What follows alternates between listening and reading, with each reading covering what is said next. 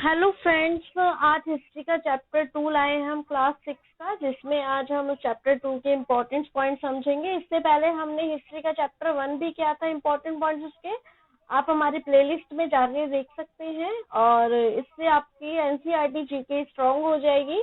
और चलिए स्टार्ट करते हैं हम अपने इम्पोर्टेंट पॉइंट्स को और पेज वाइज पेज करेंगे। जो भी इम्पोर्टेंट पॉइंट्स होंगे हम उन्हीं को करेंगे।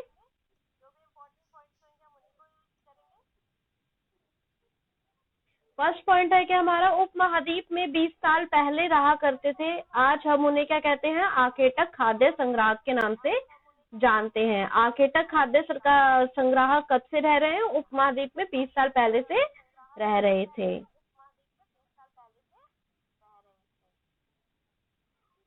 और आकेटक संग्राहक के बारे में एक चीज और देख लेते हैं हम, जिसमें दिया गया है कि आटे के खाद्य संग्राहक समुदाय के लोग ऐसे एक जगह से दूसरी जगह पर घूमते रहते थे और उनके कारण थे बहुत, एक जगह से दूसरी जगह घूमने के। पहला कारण तो यह है कि वे एक ही स्थान पर ज्यादा दिनों तक रहते तो आसपास के पौधे फौले जानवरों को खाकर समाप्त कर देते थे, इसलिए उनके आगे लेके लिए कुछ बचता ही नहीं था। और दूसरा कारण यह है कि जानवर अपने शिकार के लिए या फिर हिरन और मवेशी अपना चारा ढूंढने के लिए एक जगह से दूसरी जगह जाया करते थे। इनके दो कारण दिए गए। आखेटक खाद्य संग्राहक एक जगह से दूसरी जगह क्यों जाते रहते थे। चलिए नेक्स्ट पे चलते हैं। नेक्स्ट में हमारे लिए क्या इम्पोर्टेंट पॉइंट्स हैं? नेक्स्ट में हमें इम्पोर्टेंट पॉइंट्स दे रखा है यहाँ पर। ये आखेटक खाद्य संग्राहकों की जगह के बारे में दिया हुआ है। ये हमें सिंबल्स दिए हुए हैं एक मैप में। पूरा पाषाणिक पुरा स्थल के लिए हमें ट्रायंगल दे रखा है रेड कलर का। नव पाषाणिक पुरा स्थल के लिए हमें स्क्वायर दे रखा है ब्लू कलर का। और ग्रीन सर्कल दिया है महापाषाणिक पुरा स्थल के लिए। और एक ट्रिपीजियम आरंभिक गांव के लिए दे रखा है और एक स्टार दे रखे हैं आधुनिक नगर के लिए। और परापाषाण के पुरा स्थल में ट्रायंगल में भीमबेटका दे रखा है, जो अभी मध्य प्रदेश में है। भीमबेटका है, हुस्की है और कुरनूल की गुफाएं हैं।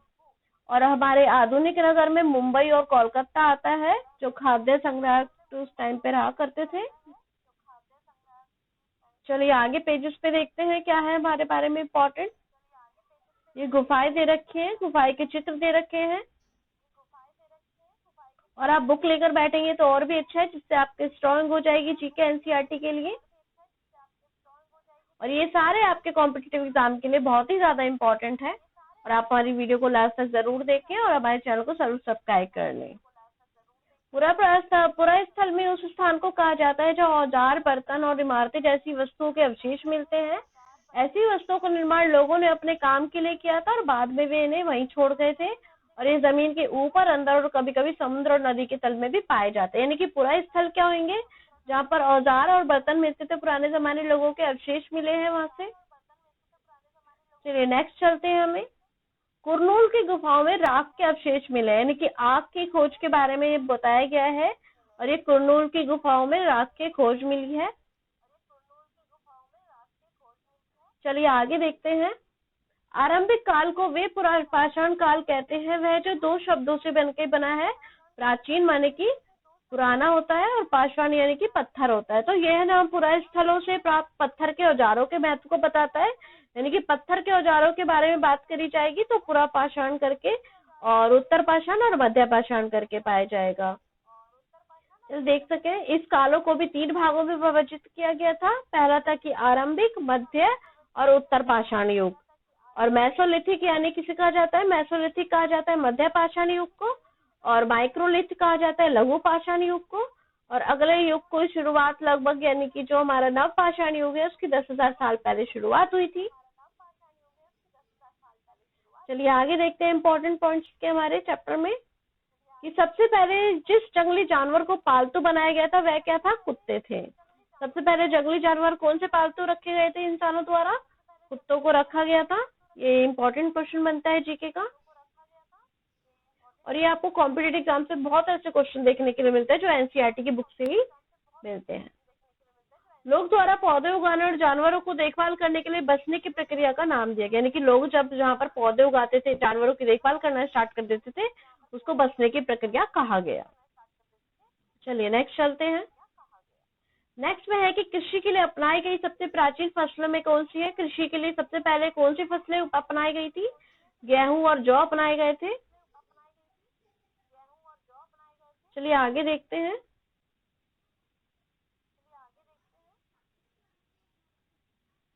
आगे दिया गया है कि बुर्ज होम के बारे में बताया गया है।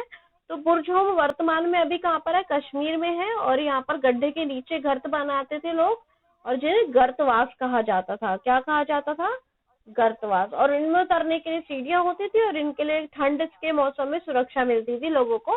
ये कश्मीर ठंडा इलाका है।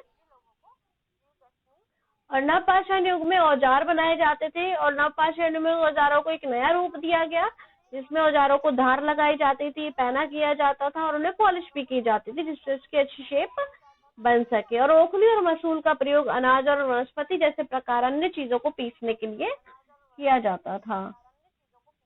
ये शेप्स दी हुई है थोड़ी बहुत पत्थरों की नवपाषाण युग के। ये देखिए नोक बनाई गई है, इसकी शेप बनाई गई है किसी भी चीज को खोदने के लिए, निकालने के लिए। चलिए नेक्स्ट पेज पे चलते हैं। इसमें दे रहा गया कि मेहरगढ़ के बारे में जानकारी दी गई है।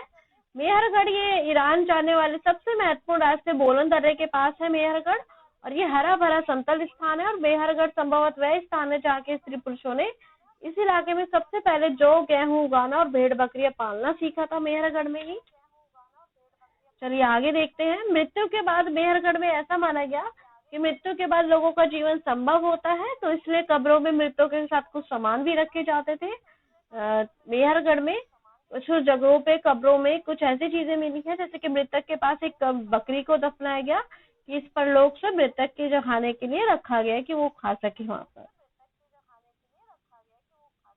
अब फ्रांस की गुफाओं के बारे में। फ्रांस की गुफा का एक चित्र दे रखा है, और उसमें उसके रंगों के बारे में हमें इंफॉर्मेशन दी है कि इन रंगों को लोहा, अयस्क और चारकोल जैसे खनिज पदार्थों से बनाया जाता था। और ये संभव है कि इन चित्रों को उत्सवों के अवसर पर बनाया जाता हो, किसी त्योहारों पे बनाया जाता हो, या फिर इन्हें शिकारियों द्वारा शिकार पर निकलने से पहले कुछ अनुष्ठान के लिए बनाया जाता हो, उनकी अनुष्ठान के लिए बनाया जाता हो बाहर निकलने से पहले। चलिए आगे देखते हैं क्या इंपॉर्टेंट पॉइंट्स है हमारे चैप्टर से रिलेटेड। अब दिया गया है कि नवपाषाण युग की सबसे प्रसिद्ध पुरा स्थलों में एक चताल है, तुर्की में है। लेकिन नवपाषाण युग में सबसे पुरा स्थल कौन सा है, एक चताल युग है जो तुर्की में है। और सीरिया से, इसमें इंपॉर्टेंट क्वेश्चन ये बन सकता है कि सीरिया से क्या क्या चीजें लाई गई, या फिर लाल सागर में क्या मिलता है, भूमध्य सागर में। और सीरिया से लाया गया था चकमक पत्थर, और लाल सागर से कोड़ियां लाई गई थी, और भूमध्य सागर से सीपियां। चलिए नेक्स्ट पे देखते हैं। आगे हमारे लिए तिथियां आएंगी जो इम्पोर्टेंट है। मध्य पाषाण युग 12,000 से 10,000 साल पहले शुरू हुआ था। बसने की प्रक्रिया 12,000 पहले लगभग। और नवपाषाण युग लगभग 10,000 साल पहले। मेहरगढ़ में बस्तियां 8,000 साल पहले। ऐसे इम्पोर्टेंट वीडियो एनसीईआरटी से रिलेटेड जीके के आपको चाहिए तो आप हमारे चैनल को जरूर सब्सक्राइब कर लें, और उसके साथ बने बेल आइकन को प्रेस कर लें, जिससे आपको हमारी वीडियो की इन्फॉर्मेशन जल्दी से जल्दी नोटिफिकेशन भेज सके। Thank you watching this video.